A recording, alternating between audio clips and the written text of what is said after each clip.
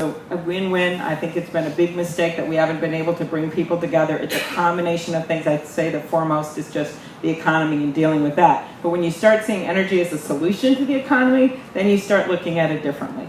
There was a bipartisan group of us led by Kent Conrad and Lamar and others that have been working on that over the years. It's kind of stalled out during the debt negotiations now, but I think we have to reinvigorate those discussions again. I know that Jean Shaheen and Rob Portman did a bill out of the Energy Committee on Energy Efficiency that got some significant support.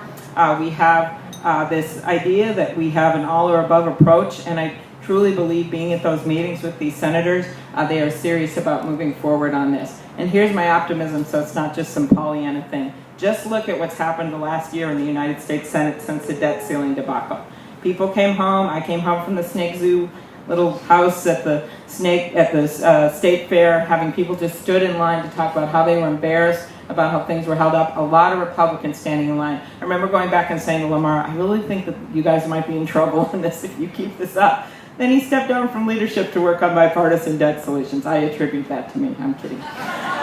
So in any case, there is a group, and look at what they've done in the Senate. The Senate's rules are just a nightmare to deal with. Yeah, it is a Senate that passed the patent reform bill, incredibly complicated. We got that done. The farm bill, with marching through 70 amendments in the last few months, that's sitting over in the House. We got the payroll tax extension done, pushed the House on that. We got the FAA bill done, pushed the House to get it done.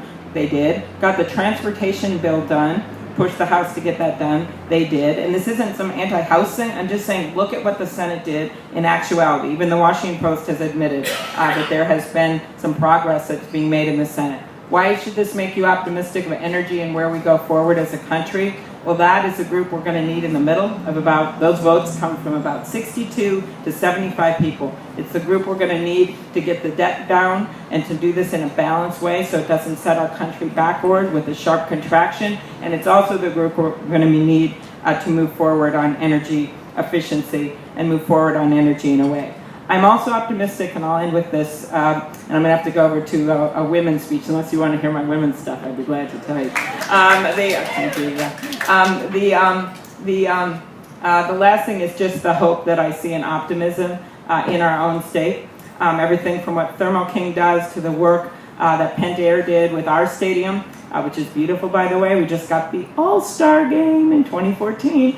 The Twins ballpark, which is some amazing things we're doing with water and how we water the grounds, and just the examples that we have with General Mills and a number of our companies. But it's also individual decisions.